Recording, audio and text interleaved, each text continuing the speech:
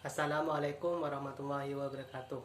Perkenalkan, nama saya Ahmad Syahroni dengan NIM 2041050200073. Saya dari Ekonomi Syariah 3, Fakultas Ekonomi dan Bisnis Islam di Universitas Islam Negeri Kiai Ahmad Siddiq Jember. Tujuan pembuatan video ini ialah untuk memenuhi tugas tanggapan mata kuliah Ekonomi Makro Islam dari Dr. Abdul Wadud Nafis, LCMI, yang berjudul tentang konsep dasar ekonomi. Dan untuk pembahasannya, saya akan membahas tentang definisi ilmu ekonomi, pengertian ekonomi Islam, perbedaan antara ekonomi Islam, kapitalis, dan sosialis, sumber hukum ekonomi Islam, dan dasar-dasar ekonomi Islam.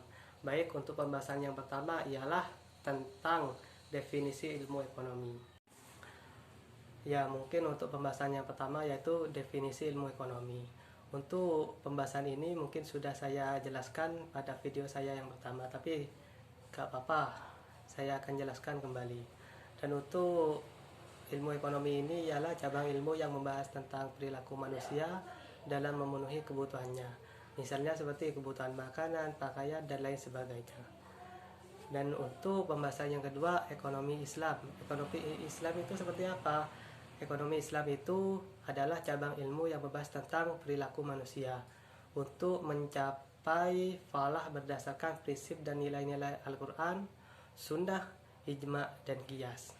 Contohnya, tidak berlebihan dalam makan sehingga lupa pada ibadah. Dan mungkin untuk pembahasan yang ketiga yaitu perbedaan antara ekonomi Islam, kapitalis, dan sosialis.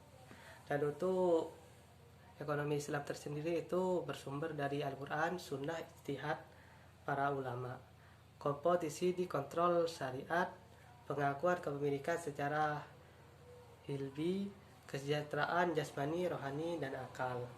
Dan terakhir mekanismenya pasar menurut maslahah.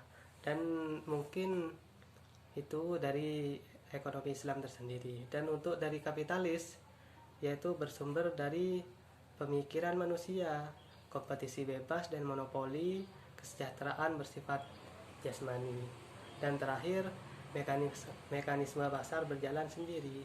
Dan untuk yang ketiga yaitu sosialis. Dan untuk sosialis itu bersumber dari pemikiran manusia juga seperti kapitalis. Tidak terjadi mekanisme pasar. Alat produksinya aja milik umum dan kesejahteraan bersifat jasmani. Ekonomi berjalan direncanakan oleh pemerintah. Dan untuk yang keempat itu sumber hukum ekonomi Islam. Sumber hukum ekonomi Islam itu ada 4, yaitu yang pertama Al-Quran, yang kedua Sunnah. As-Sunnah itu harus melihat Sunnah Nabi. Al-Ijma yang artinya kesepakatan ulama mujtahid.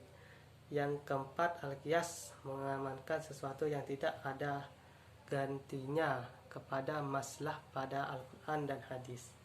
Dan yang kelima yaitu yang terakhir, dasar-dasar ekonomi Islam. Dasar-dasar ekonomi Islam itu terdapat 5, yaitu tauhid atau meyakini tentang keesaan Allah, bahwa Allah itu ada.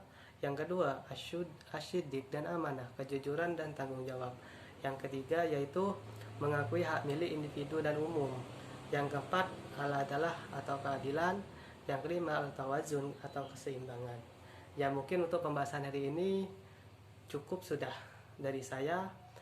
Kurang lebihnya saya mohon maaf jika ada kesalahan dalam video ini maupun tutur kata yang kurang berkenan, saya mohon maaf. Wassalamualaikum warahmatullahi wabarakatuh.